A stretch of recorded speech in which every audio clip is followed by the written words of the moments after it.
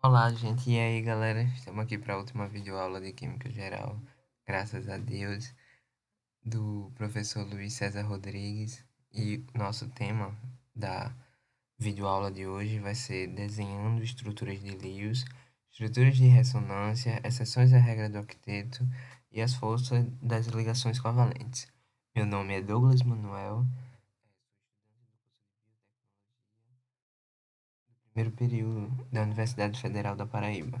E agora vamos começar. Como desenhar estruturas de Lewis? Desenhar estruturas de Lewis, também conhecidas como notações ou diagramas de Lewis, confunde muitos estudantes. Contudo, elas facilitam bastante a compreensão das ligações e configurações elétricas, que envolvem átomos e moléculas diferentes. A complexidade desse processo depende da sua intenção, representar moléculas diatômicas, com dois átomos, o significado de diatômicas, com ligações covalentes ou iônicas ou estruturas maiores. Agora a gente vai ver alguns métodos para isto. Desenhando estruturas diatômicas com ligações covalentes. Método. O primeiro método. Eu vou falar só sobre um método para não me estender muito no assunto. A primeira coisa que você faz é anotar o símbolo de cada átomo lado a lado. Eles representam os átomos que constituem a ligação covalente. Deixe bastante espaço entre os símbolos para fazer essas ligações em si, como mostrado aqui no exemplo desses dois hidrogênios. As ligações covalentes elas têm o costume de ocorrer entre dois ametais. O segundo ponto para desenhar a estrutura de Lewis é determinar o grau de ligação entre os dois átomos. Cada átomo pode ter uma ligação simples, dupla ou tripla. Geralmente, isso depende da tendência do átomo de chegar à camada de valência com 8 elétrons, ou 2 no caso do hidrogênio. Para descobrir quantos elétrons cada item vai ter, multiplique o grau de ligação por 2. Cada ligação vai envolver 2 elétrons e depois adicione o número de elétrons não compartilhados. O terceiro ponto para desenhar uma estrutura de Lewis é acrescentar as ligações ao desenho. Cada uma é representada por uma linha entre os dois átomos. Para ligações simples, basta desenhar um traço que ligue ambos os itens. Para ligações duplas ou triplas, desenhe 2 ou 3 traços, respectivamente. Por exemplo, aqui no exemplo que é a imagem que eu trouxe, temos o gás nitrogênio. Ele tem 2 átomos conectados por uma ligação tripla, não é mesmo? Portanto, na forma da notação de Lewis, a molécula é representada com 3 linhas paralelas entre 2 letras N, que representam o gás nitrogênio.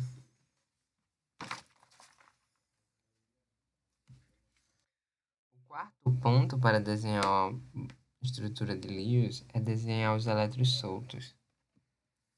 Alguns dos elétrons da camada de valência em um ou ambos os átomos podem ficar soltos. Quando isso acontece, represente cada um deles com um ponto. Na maior parte dos casos, nenhum dos átomos deve ter mais de 8 elétrons. Para testar seus resultados, contem cada ponto como um elétron e cada linha como 2. Por exemplo, na imagem que eu trouxe, temos o gás oxigênio, que tem duas linhas paralelas que conectam os átomos, com dois pares de pontos em cada um. Esses pontos que eu trouxe do 1 ao 4 foram para demonstrar como desenhar uma boa estrutura de Lewis. Agora vamos ver um pouco da ressonância, a história da ressonância. A ressonância em química é uma ferramenta que emprega para representar certos tipos de estruturas moleculares. A ressonância molecular é um componente-chave na teoria da ligação covalente, e a sua manifestação aumenta quando existem ligações duplas ou triplas em moléculas. Numerosos compostos orgânicos apresentam ressonância, como é o caso dos compostos aromáticos, ou seja, sempre que em uma fórmula estrutural pudermos mudar a posição dos elétrons sem mudar a posição dos átomos, a estrutura real não será nenhuma das estudadas, obtidas, mas sim um híbrido de ressonância daquelas estruturais. Na história, temos o conceito de ressonância.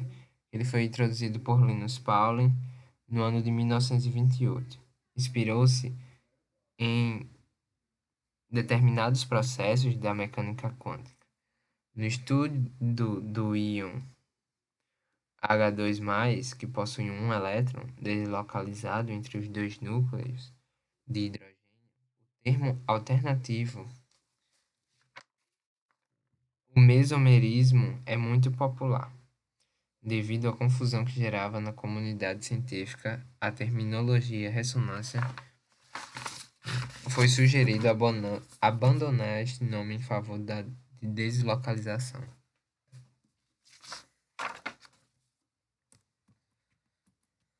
Aqui temos exemplos de algumas estruturas de Lewis, onde os elétrons eles vão sendo passados.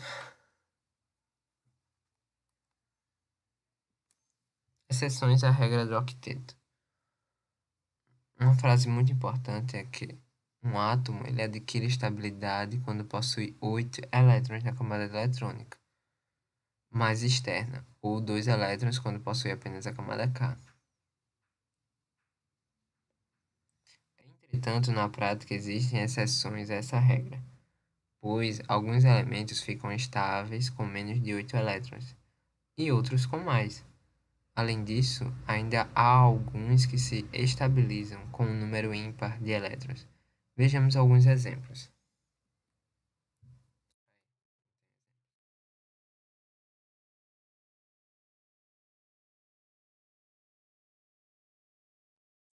Sim, contratação do octeto. Estáveis com menos de 8 elétrons. Ocorre a contração do octeto ocorre nos elementos do segundo período em diante, principalmente nas moléculas que apresentam o berílio e o boro, além também de alguns óxidos de nitrogênio. Temos esses dois casos aqui demonstrados nessa imagem, nessa videoaula. No primeiro caso, temos o difluoreto de berílio. Note que apenas com duas ligações, isto é, com 4 elétrons na camada de valência, o berílio já atinge a estabilidade eletrônica. Já no segundo caso, no trifluoreto de boro, adquire estabilidade compartilhando seus 3 elétrons de valência com 3 átomos de flúor. Assim, ele fica estável com apenas 6 elétrons na camada de valência.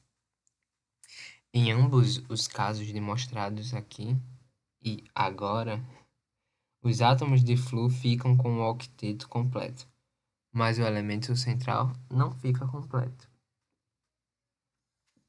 Temos outro ponto, que é a expansão do octeto, que é uma das exceções da regra do octeto.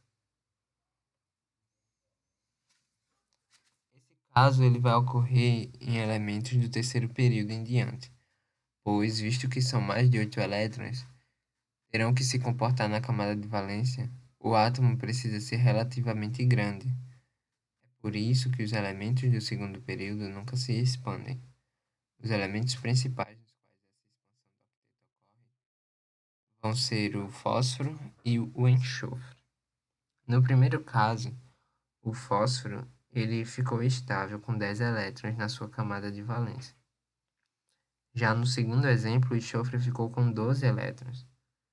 Isso pode ocorrer também em compostos de gases nobres formados em laboratório, como temos diversos exemplos disso. Nós também temos como outra regra, exceção da regra do octeto, que é os estáveis com um número ímpar de elétrons. São poucos os elementos em que isso ocorre, mas os mais comuns são os radicais livres, o NO, o NO2, o ClO2, e os elétrons na camada de valência dos átomos centrais são apenas 7. Veja um desses casos, onde temos o nitrogênio e o oxigênio. A força das ligações covalentes. A ligação covalente é caracterizada pelo compartilhamento de um ou mais pares de elétrons entre átomos, uma ligação química. O nome ligação covalente surgiu em 1939. Átomos tendem a compartilhar elétrons de modo que suas camadas eletrônicas externas sejam preenchidas e eles adquiram uma distribuição eletrônica mais estável. A força dessas ligações é maior que a das interações intermoleculares e comparável à da ligação iônica. Existem dois tipos principais, a ligação sigma e a ligação pi, muito importantes para diversos assuntos. As ligações covalentes normalmente ocorrem entre átomos, com eletronegatividades similares e altas, geralmente entre dois não metais, dos quais remover completamente um elétron requer muita energia.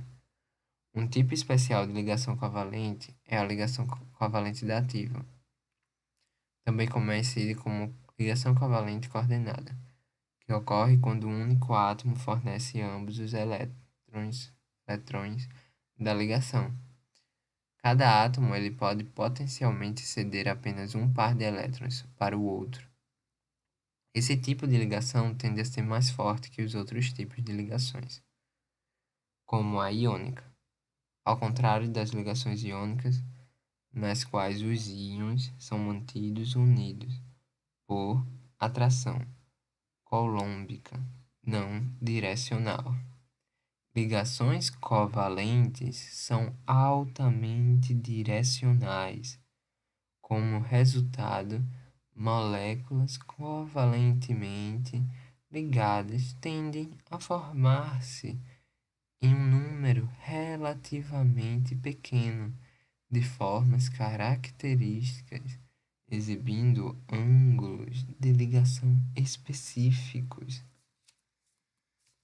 É com grande honra que eu acabo a série de vídeos da disciplina de Química Geral sobre desenhando estruturas de Lewis, estruturas de ressonância, exceções à regra do octeto e forças das ligações covalentes. Nossos outros vídeos para relacionado com as ligações químicas, a ligação covalente e iônica. E aqui estamos terminando essa série de vídeos do primeiro período de biotecnologia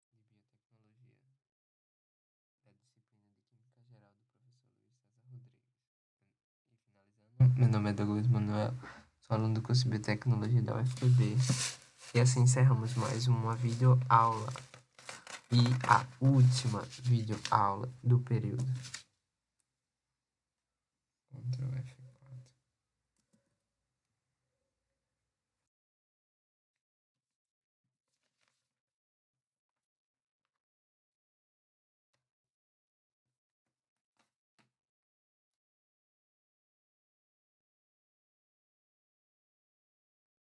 Até a próxima, galera.